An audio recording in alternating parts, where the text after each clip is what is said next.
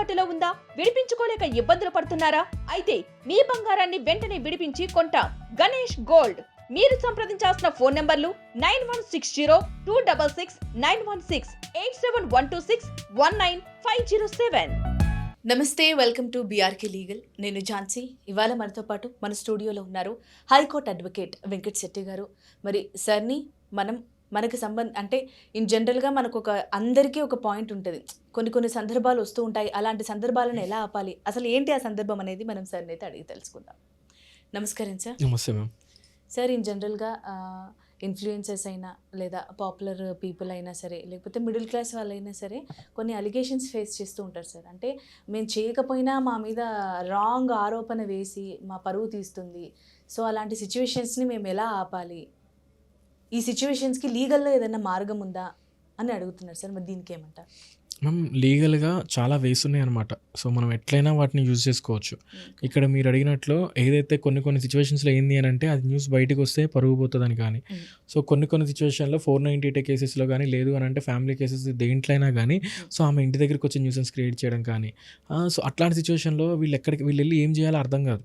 So and అదే కాకుండా ఇద్దరు హస్బెండ్ అయినా వైఫ్ అయినా కానీ, సో కొన్ని సిచ్యువేషన్స్లో ఏంది అని అంటే ఆమె ఒకవేళ వేరే వాడితో రిలేషన్షిప్ పెట్టుకుంది అని చెప్పి స్ప్రెడ్ చేయడం కానీ, సో లేదు అని అంటే ఒక ఫ్యామిలీలో చూసుకుంటే ఒక ఫ్యామిలీలో వాళ్ళ అబ్బాయి కానీ వాళ్ళ అమ్మాయి కానీ ఎవరో ఒకళ్ళు డాటర్స్ అని ఎవరో ఒకళ్ళు కనుక ఒక లవ్ మ్యారేజ్ చేసుకున్నారు అని అంటే దాన్ని రకరకాలుగా పోర్ట్రే చేస్తారు రిలేటివ్స్లో. అండ్ అదే కాకుండా ఒక న్యూస్ వచ్చింది అని అంటే ఆ న్యూస్ని కూడా రకరకాలుగా పోర్ట్రే చేస్తాం. అది బయటకు వచ్చింది అని అంటే పరుగు పోతుంది అనుకున్న సిచ్యువేషన్స్లో కానీ, సో ఎట్లాంటి సిచ్యువేషన్స్లో అయినా కానీ, సో కొన్ని మాట్లాడుకుంటే రీసెంట్గా నా దగ్గరకు ఒక కేసు వచ్చింది. అదేంటి అని అంటే ఆమె హస్బెండ్ అండ్ వైఫ్ ఇద్దరు గొడవ పెట్టుకున్నారు. సో హస్బెండ్ అండ్ వైఫ్ ఇద్దరి మధ్య ఇష్యూస్ రావడం అనేది కామన్ థింగ్. బట్ ఈమె ఏం చేసింది అని అంటే ఏదైతే ఇప్పుడు ఒక హస్బెండ్ ఏదైతే బయటికి వెళ్ళి కొన్ని ఫ్యామిలీ టెన్షన్స్ వల్ల ఇన్ కేస్ అదే సిచ్యువేషన్లో వైఫ్ ఉన్నా కానీ ఆ ఇరిటేషన్ అనేది చూపిస్తుంది కంపల్సరీ. సో ఆబ్వియస్లీ ఒక వర్కింగ్ ఉమెన్ అంటే ఇంకెక్కువ అయిపోతుంది. సో ఇంట్లో కూడా వర్క్ చేస్తుంది కదా, సో ఆమెకు కూడా ఇంతే ఉంటుంది కదా. అంటే హస్బెండ్ ఏంది అని అంటే ఫినాన్షియల్గా చూసుకోవాలి. అండ్ అదే కాకుండా ఫ్యామిలీకి ఏం కావాలి అనేది కూడా వాడే చూసుకోవాలి. సో ఈ సిచ్యువేషన్లో ఏంటంటే బయట నుంచి వెళ్ళొచ్చిన తర్వాత ఏదో వర్క్ ప్రెషర్ వల్ల ఇంట్లో ఏదో ఒక చిన్న ఇష్యూ అయిపోయింది. సో దాన్ని వాళ్ళ పేరెంట్స్ దాన్ని ఇంకా ఎక్కువ చేశారనమాట, చాలా ఎక్కువ క్రియేట్ చేశారు. సో వాళ్ళ మదర్ ఏమంది అని అంటే నువ్వు అట్లెట్లా చేసుకుంటావు. సో హస్బెండ్ అండ్ వైఫ్ మధ్య గొడవ కామన్. సో ఇక్కడ ఎందుకు అని అంటే నార్మల్గా ఎప్పుడైనా ఇద్దరి మధ్య గొడవ పడ్డప్పుడు ఒకళ్ళు సర్దుకొని కనుక ఏమైతే ఒకళ్ళు అడ్జస్ట్ అయి ఉంటే ఆ వైఫ్ ఏదైతే ఆ రిలేషన్షిప్ అనేది అట్ ద ఎండ్ వరకు ఉంటుంది. లేదు అని అంటే మీరు దానికి ఫుల్ స్టాప్ పడిపోతుంది, అక్కడనే మధ్యలోనే ఫుల్ స్టాప్ పడిపోతుంది.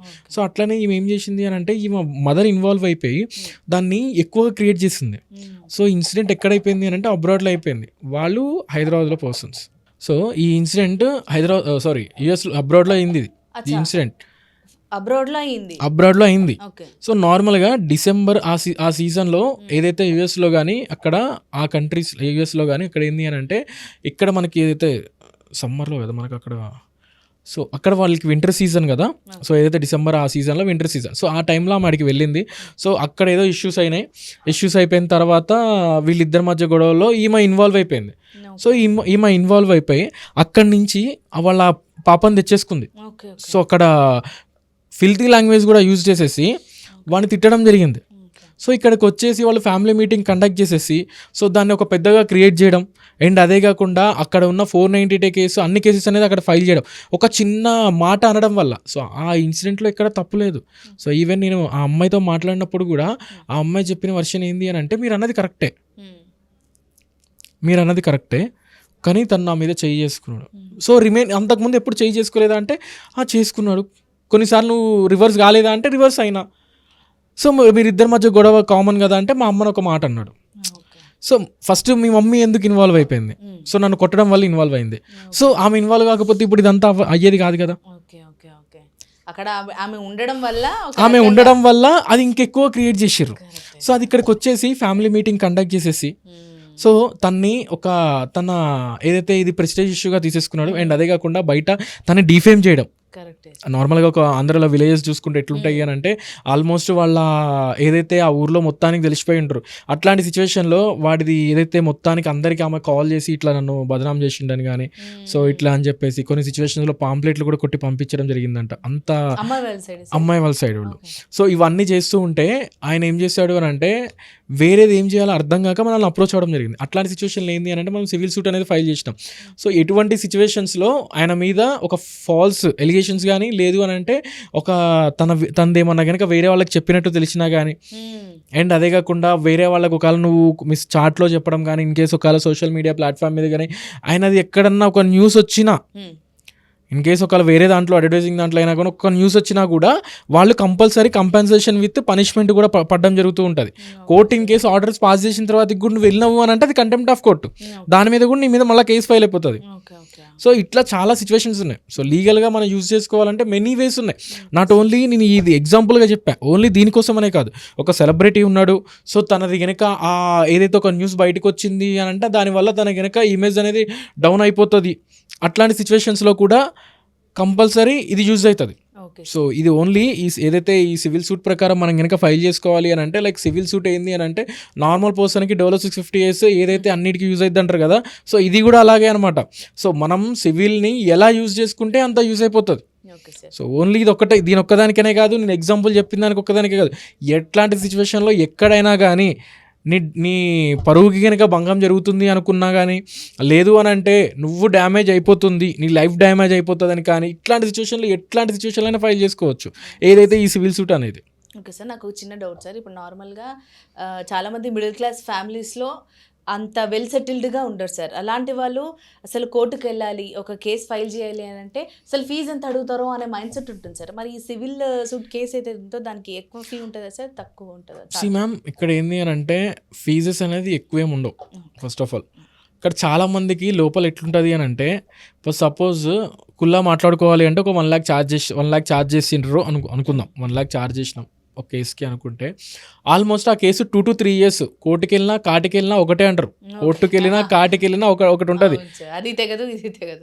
తెగదు. సంవత్సరాలు తిరుగుతుంది అని నువ్వే అంటున్నావు, నువ్వే సంవత్సరాలు తిరుగుతుంది అని అంటున్నావు. నువ్వు ఇచ్చిన ₹1,00,000 కోర్టు ఫీజు కూడా ఉంటుంది, పేపర్ కాస్ట్ ఉంటుంది, అన్నీ ఉంటాయి.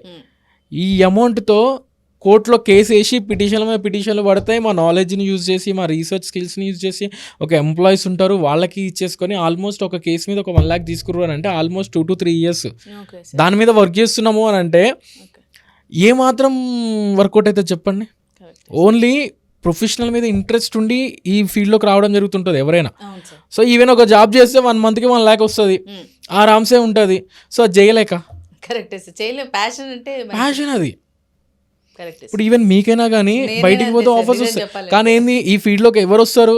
చాలా మంది లేడీస్ వచ్చినా కూడా 100లో ఒకళ్ళే ఉంటారు. బికాజ్ అది కూడా ఏంది అని అంటే నా మీద నేను డిపెండ్ అవ్వాలి, నేను బయట పోర్ట్రే అవ్వాలి, సో నేను జనాలకు తెలియాలి, సో నేనేంటో చూపించుకోవాలి. ఈవెన్ అడ్వకేట్ కూడా అంతే అనమాట, కంపారిజన్ కాదు. సో ఒక ఎవరి ఫీల్డ్లో ఒక స్పెషలైజేషన్ ఉంటుంది, ఆ స్పెషలైజేషన్ని యూజ్ చేసుకోవాలి అని చెప్పేసి. ఓకే సార్, సో యూజ్ చేసుకొని దాన్ని ఏంది అని అంటే ఫర్దర్గా మనం దేనికన్నా యూజ్ అవుతుంది అనే కానీ. సో అంతేగాని లేదు అని అంటే ఫీజులు తీసుకుంటారు అని అంటే కోర్టులో కట్టే ఫీజులు అట్లుంటాయి. సో చాలామంది ఏమనుకుంటారు మా పాకెట్లోకి వస్తాయని కానీ సో వేరే వేగా ఆలోచిస్తారు. బట్ ఇక్కడ అంతా ఏంది అని అంటే కోర్టుకి వెళ్ళినా కాటికి వెళ్ళినా అని వాళ్ళే అంటారు. సో కోర్టులో టైం టేకింగ్ ప్రాసెస్ అని వాళ్ళే అంటారు, మళ్ళీ అడ్వకేట్లు ఎక్కువ ఛార్జ్ చేస్తారు అని వాళ్ళే అంటారు. సో ఇప్పుడు ఎటు పోయి ఏంటంటే మాటలు పడాల్సింది అడ్వకేటే. కరెక్ట్ సార్, జనరల్గా ఒక మిడిల్ క్లాస్ పర్స్పెక్టివ్లో అలా అడిగాను సార్. అర్థమైంది మ్యామ్ నాకు. Okay sir, fine sir. ఇది కేసుకి సంబంధించి చాలా చక్కటి వివరణ ఇచ్చారు sir. Thank you sir. Thank you ma'am.